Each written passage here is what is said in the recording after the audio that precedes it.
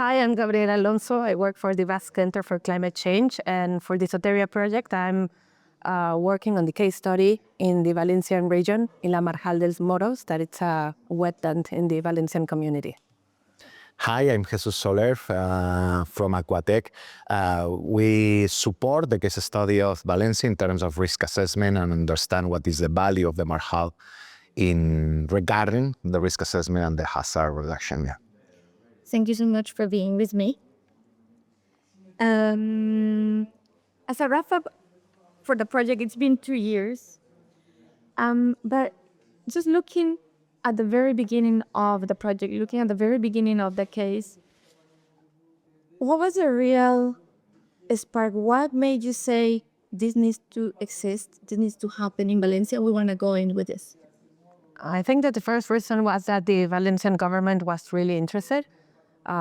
They are the owners of the Marjal. They're very interested in conserving and managing wetlands. They have a network of wetlands through all the coast of the Valencian community, and they wanted to pilot different ideas and innovative ideas in these specific wetlands because they own this wetland, and they could have they manage the wetland so they can do more things, improve more things there, and try to replicate them in the extended network of the coast. I completely agree. I think it is an opportunity because all the marshlands, the wetlands, coastal wetlands that we have in the region of Valencia, I think very valuable for many, many things. For his capacity to disaster risk reduction, but also of benefits for the region. So I think it's an opportunity to put into value and also to involve the insurance sector that in Spain we have a very unusual structure or framework of insurance. So how to work with it, how to involve, and I think it's very, very important. No, in the recent events also with the dana in Valencia, I think it's very important to understand the risk, understand the natural value that has value by itself, not only for help us to reduce the risk, but also to work together in order to tackle the impacts of the climate change.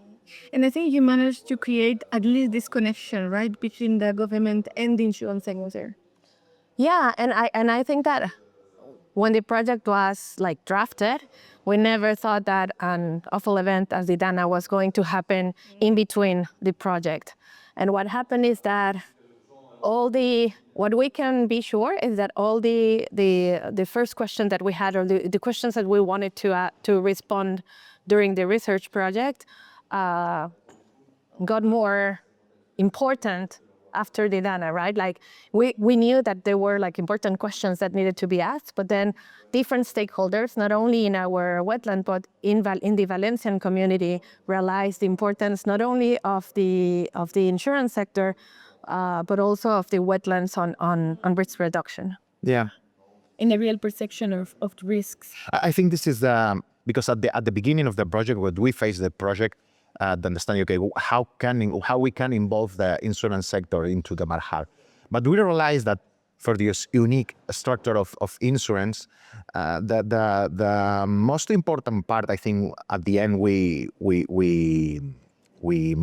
try, or we be aware, is to put into the table the concept of shared resilience and risk responsibility. So the resilience that are the part that the insurance sector is part of it, but also the companies, the business companies, also the citizens, administration. So I think we realized that we found that first we need to work with this concept of shared resilience, and then we can go to innovative forms of insurance sector or funding or whatever. But we need to understand what is this concept of shared resilience. I think is I love that. The main insight of this case study. Yeah. And we found it working on it. That is also very interesting. And this shared resilience is great, right? It is not pointing out who is responsible of something. It's acknowledging that we all have an obligation, a responsibility, and it's shared. So yeah. And was there something that you believed at the beginning, or supposed, a premise that you had, that turned out to be different, or something that turned out completely unexpected? There is a few things I think very interesting. It's not exactly completely unexpected, but many partners or many stakeholders, they think that this marshland of Moros that is in Sagunto, the place that we use like a case study, they act as a buffer of risk reduction of flooding. This is not exactly right, and we perform a risk assessment, and we saw that there is downstream the Sagunto region, so they are not exactly protecting this area. But what we found that is very interesting and is unexpected, more or less, is that if we don't take care of this marshland, Marjal dels Moros, not only the natural area, but also the future maybe urbanizations that can happen and the surrounded areas that are not protected. If we not protect the surrounded areas, maybe we can have a bigger problem. Because in this area, in Sagunto, we are urbanizing a lot of industry close to the Marjal. We're like putting a lot of pressure in the Marjal. And if we continue with this pressure, maybe we are going to generate more problems from Brusol, that is the downstream town that we have in the area. So we understand that it's not only what this kind of natural area can provide us, as also we need to protect in order to avoid in the future to be completely neutralized. So and this link with this part of the shared resilience. No, what can this Marjal bring to us as a community, and what are our responsibility as a community, our shared responsibility, also within the Marjal. So, And I think this insight is quite important in adaptation itself, like how to guide like the development of the region, how to advise, how to lead them with. yeah, and not only seeing the small picture of the Marjal dels Moros, also to see that we have a lot of marshlands in Valencia, and there is marshals that are protecting a lot of areas. So in the small picture, we have this specific case study, but we will have a lot of marshlands that need to be protected and need to be enhanced also, so in order to do this function. Also, for sure, the co-benefits that are incredible in terms of social, economical, and environmental. This kind is a treasure, and we need to protect them. Protect it. And then they're no, protect them. I know, also protect them because there's a lot of biodiversity there. I understood. And if someone in the community wanted to build on the work you did, either from researchers, either from insurance point of view or government point of view, what would you tell them to do? What is the main lead that you can guide us? I think one option is to participate in the living lab. There's a living lab that was created within the Soteria project, but it like goes beyond this project and other European projects, and it is open for anyone that wants to participate. And it like currently there's like the academia, the stakeholders, the industry sector that are represented there. We meet every 2 months, and it has been like also the like through this living lab, the Plan Director de la Marjal dels Moros, which is the management plan of the Marshal, has been in public consultation, and it's like a platform to communicate and like find ways to manage this wetland. And what I loved about this Rosetta Lab is that we're allowed to decrease the fatigue from the stakeholders being consulted on different things, but rather bring them together and let them act on like a cohesive way, all the different European projects. Exactly. When we have a session, it's not only about Soteria, it's about the other projects that are there, and also like what the government wants to do and the local government wants to do, or the academia. So I think it is like a way of not like putting so much pressure on the valuable time of stakeholders. Yeah. I totally agree. I think, in my perspective, the work together with academia, with local stakeholders.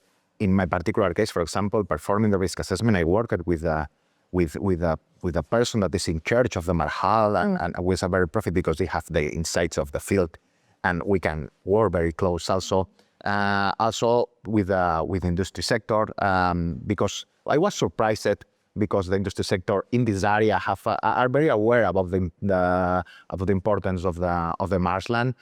Because at the end, the marshland is for sure a business company. They are trying to get money, but the workers that are from this industry sector are workers from this area, are workers that enjoy the marjal also. So you can have a lot of co-benefits. I think within these labs, we see that the industry company also has a responsibility with the community, and they are aware of it. At least in this area, I cannot put them, and in another areas. But in this area, I saw that they have this feeling. So I think when if you would like to perform like something like that in trying to link insurance sector, you need to speak with everybody and to put in a table to speak and discuss. It's difficult, it's time consuming, it's energy consuming for sure, but it's the only way to arrive. And maybe you are not going to arrive to your preconceived idea, but you will arrive to a solution that maybe can surprise you. Yeah. And one that works. That's the end of the and works what you want. because because in the world, what do you want? It's not necessarily what it works more. What works really. So yeah. I went ahead. And just last question, one uncomfortable lesson that you may have encountered during the project.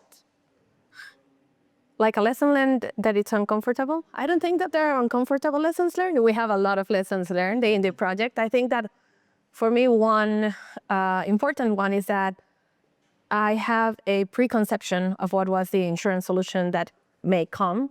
And while we have all these workshops and we talk to the stakeholders, it completely changed, right?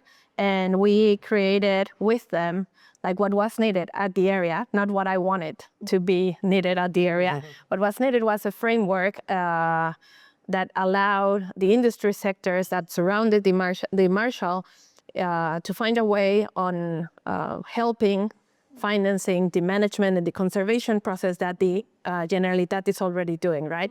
So what we did with the help of the other partners in the Soteria project is we created this framework of KPIs that are linked to the Plan Director de la Marjal dels Moros, to the management plan, but that also link to what this industry sector needs to comply with the European taxonomy. And I think that allows, it creates the perfect environment to continue financing the marshland. Yeah, and at the end, it's the same thing that we always say in Soteria, is connecting both worlds in a language they can both speak. So this KPI allowed them to do that link. Yeah, for me, a lesson, maybe it's more relevant than the case study, but when you prepare a project like that, a researcher project like that, you prepare a proposal in a hurry normally because it's the reality, it's in a hurry. Because they want it in And you fix some things, no? And this kind of projects, European projects, I think need to be a little bit more flexible.